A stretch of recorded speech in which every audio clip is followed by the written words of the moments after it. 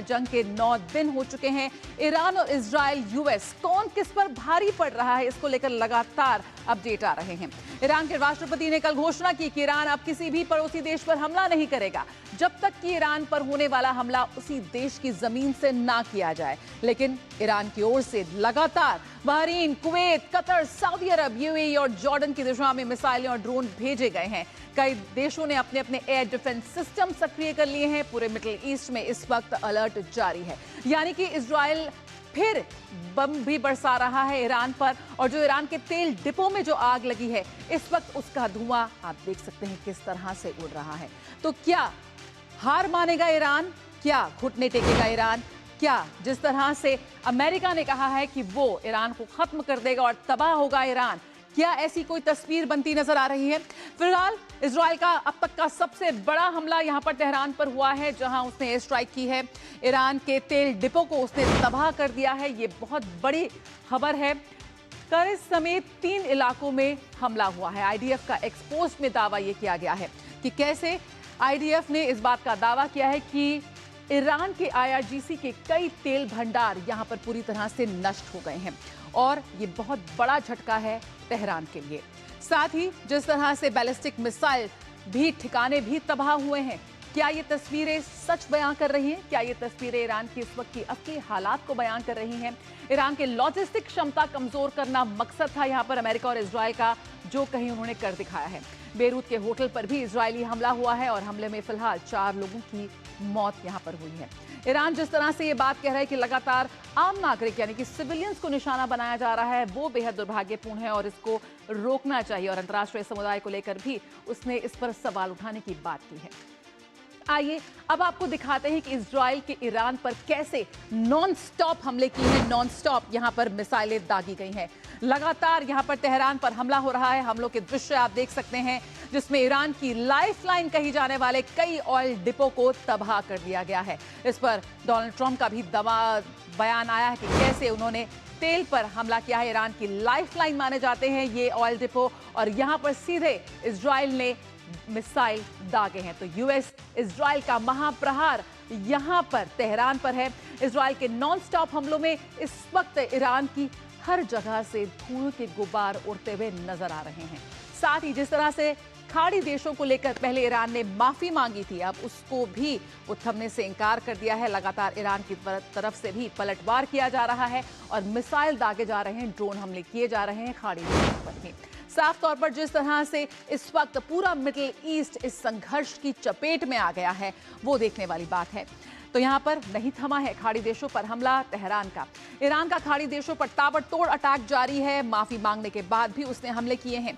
देर रात निशाने पर सऊदी अरब, यूएई और कतर रहे। मिसाइल और ड्रोन से यहां पर हमले किए गए।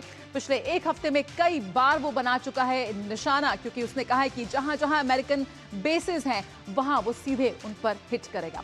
ईरान राष्ट्रपति के संबोधन के बाद भी नहीं थमे हमलों के लिए पेजेकिशियन ने माफी मांगी थी और इसके बावजूद ईरान ने हमले किए हैं। ईरान सीधे उन अमेरिकन बेसों को निशाना बना रहा है जो खाड़ी देशों में स्थित है।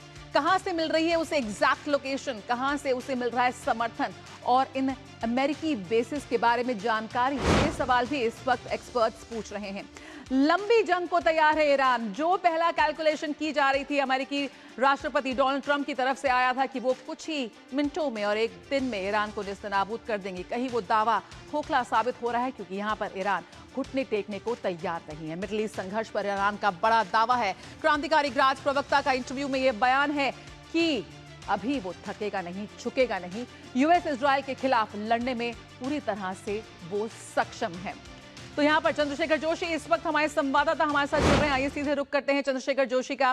चंद्रशेखर, लगातार पहले बात करते हैं, जो सबसे भयावह तस्वीरें आ रही हैं, जो धुएं का गुब्बार उड़ रहा है, जो तेल डिपो को निशाना बनाया है इजराइल ने, इस वक्त ईरान किस स्थिति में नजर आ रहा है? घुटने टेकता हुआ और पूरी तरह से तबाह ईरान को करने का जो खबर और दावे इस वक्त आ रहे हैं, कितनी सच्चाई है उसमें?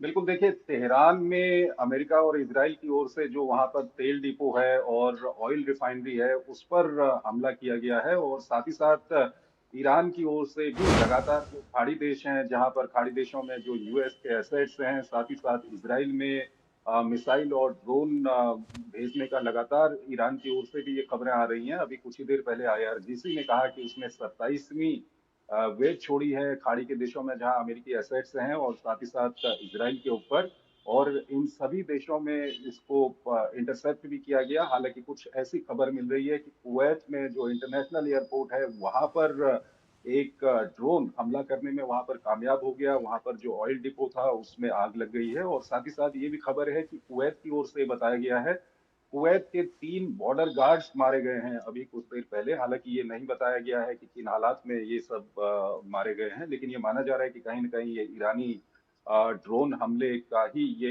एक नतीजा हो सकता है। तो कुल मिलाकर हालात इस वक्त बड़े ही चिंताजनक बने हुए हैं। खासकर जो ईरान के अंदर में जिस तरह से ऑयल डिपो को निशाना बनाया गया है, उसके अलावा रिफाइनरी को निशाना बनाया गया है। और साथ ही साथ ईरान ये आरोप लगा रहा है कि अमेरिका और इजराइल ने एक जो ईरान का वाटर डिसैलिनेशन प्लांट था उस पर हमला किया है। 30 गांवों में जो पीने के पानी की व्यवस्था है वो खत्म हो गई है, ये ईरान का दावा है।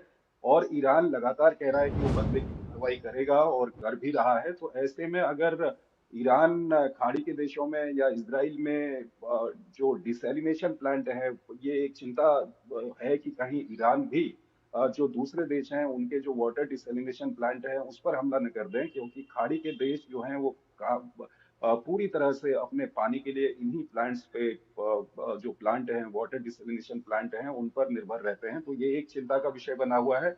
और दूसरी ओर अगर ईरान भी बदले की कार्रवाई के तहत खाड़ी के देशों में या इजराइल में जो एनर्जी के इंफ्रास्ट्रक्चर हैं, तेल के डिपो हैं, रिफाइनरी हैं, उनमें हमला करना शुरू कर देता है तो ये हालात और खराब हो सकते हैं। हालांकि जो प्रेसिडेंट ट्रंप हैं उनका कहना है कि अभी ये युद्ध कुछ दिनों और खींचेगा। वो कहते हैं कि जो ईरान की पूरी जो लीडरशिप है जो इस समय पे लीड कर बिल्कुल। रही और है यहाँ पर चंद्रशेखर जोशी, तेल तो तेल, अब पानी पर भी खतरा होता हुआ साफ नजर आ रहा है। और जिस तरह से डोनाल्ड ट्रंप ने दावा किया है कि बहुत जल्द हार माने ईरान, और वहीं पे ईरान की तरफ से ये पलटवार में कहा गया है कि अभी ये संघर्ष लंबा खिंचने वाला है, तो ऐसे में चिंता और बढ़ती भी।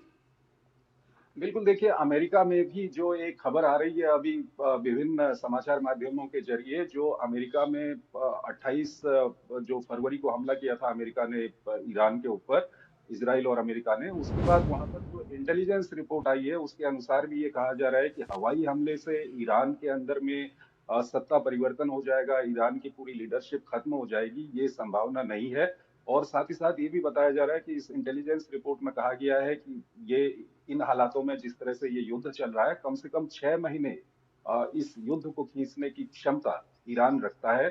तो ये हालात काफी इस वक्त चिंताजनक बने हुए हैं। कोई बातचीत का कोई संकेत नहीं मिल रहा है और दोनों ओर से वार और पलटवार का सिलसिला जारी है। ईरान पर ताबड़तोड़ हमले कर रहे हैं इजराइल और अमेरिका, तो वहीं ईरान भी मिसाइल और ड्रोन दाग रहा है। हालांकि इसमें से अधिकतर को इंटरसेप्ट कर दिया जा रहा है, लेकिन कुछ जैसे यूएई में जो वहां पर अल दफरा एयरबेस है अमेरिका का, वहां पर कल कुछ नुकसान हुआ है। उसके अलावा कतर में जो अमेरिका का एयरबेस है अली अल सलेम, वहां पर भी कल कुछ नुकसान हुआ है। और अभी खबर आ रही है कि बिल्कुल। कतर तो में नुकसान की, एयरपोर्ट है। आगजनी की, तबाही की तस्वीरें लगातार दिल दहला रही हैं और ये संघर्ष अभी फिलहाल थमता हुआ नजर नहीं आ रहा है। बहुत बहुत शुक्रिया चंद्रशेखर जोशी इस अपडेट के साथ जुड़ने के लिए। तो यहाँ पर युद्ध का 9वां दिन, लेकिन तबाही और मिसाइलों का